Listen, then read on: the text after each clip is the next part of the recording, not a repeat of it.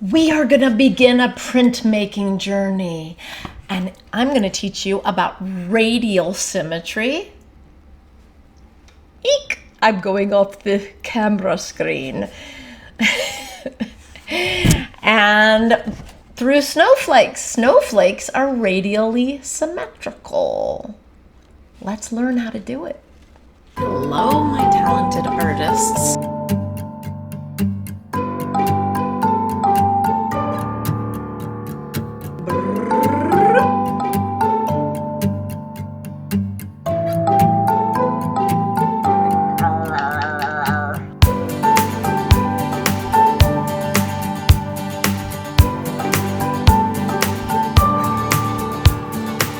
If you like this content and you want it popping up on your feed, subscribe. We are going to use radial symmetry to create our snowflakes. Radial symmetry is having similar parts around a central axis or central point. An axis is a line. Since we're flattening our snowflakes and they are two-dimensional, we'll just call it a central point. We are going to start with the shape of a rhombus, and we are going to think of this one rhombus as just one arm of our dendrite snowflake. There's all different types of snowflakes, but the traditional one that we see drawn is called a dendrite snowflake. So I want you to design just one arm of a snowflake. It doesn't matter if you think it doesn't look great or perfect, because we are using radial symmetry. It's going to look cool no matter what you do. We're going to be using some special techniques, and you are going to be amazed at how beautiful your snowflake looks. So here I did one, and you might think, well, that's not symmetrical. That's okay. Do not worry. If you want to do some more designs, here's another rhombus you can design, and let me know if you need more.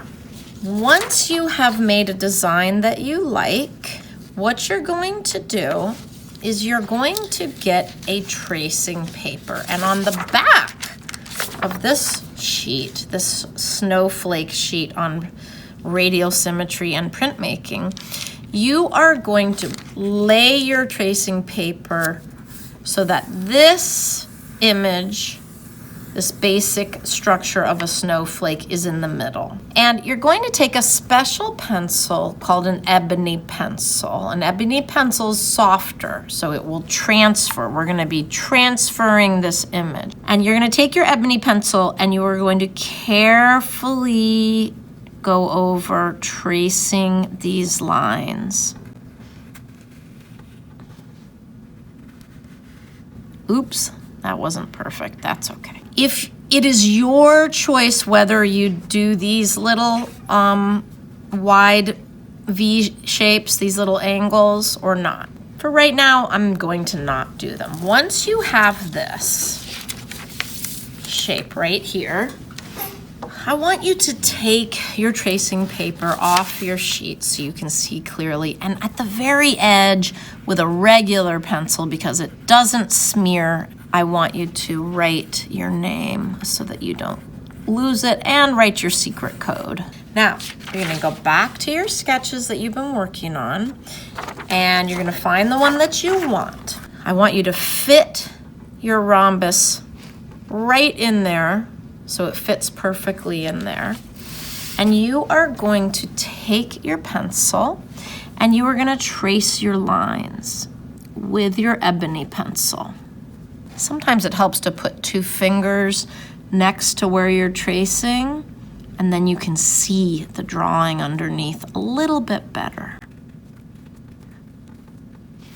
You can decide whether you want to enclose each arm of your snowflake by drawing this outline of the rhombus. I'm going to decide not to. So now you're going to turn it, and you are going to fit that arm right into the next slot. And you're gonna try to trace it as perfectly as you can, knowing that we're not machines, we're not robots, we're not gonna do it perfect, but we're gonna do it in a very satisfying way so that it does look good. You do have to aim, you have to stay focused, keep your eyes on your work. I bet you know what I'm gonna do next. I'm gonna rotate it again to the next slot, the next angle. Trace it in each rhombus. That's your job. Okay, I've traced my arm 6 times and now I have a really cool snowflake. You have to make an important decision right now. You can either ignore or erase these lines that helped you line up your rhombus, or you can add them into the design, but you cannot draw freehand on your snowflake. What you have to do is go back to your design, and if this line right here, this line ends right at this vertice, right at this angle, this corner here. So I am going to just draw a line from there to the inside of my design, and I'm going to go back in and add that tracing line so that that looks like it's part of the design. There's lots of variations of this project. The important thing is that you are being as precise as you can be. That means you're lining up your paper, you're drawing, you're tracing exactly what's underneath as best you can. Oops, I just saw something that I didn't do. I didn't draw my circles in here, so I have to be a real detective to make sure I've gotten all my lines in there.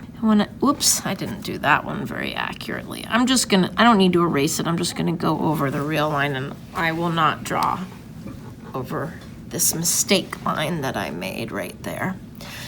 So when I'm looking at my picture, at my snowflake, I decide that I want this to look, I want to add a few details in there. So I am going to add a few lines in here.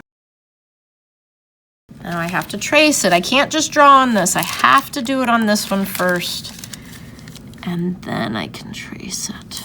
In this way, we can get radial symmetry. That means that we have 6 arms coming off the central axis or the central point right here, and they are very similar, or they are the same. Line it up, line up your rhombus neatly every time. Stay focused. The neater you are, the more accurate your radial symmetry will be.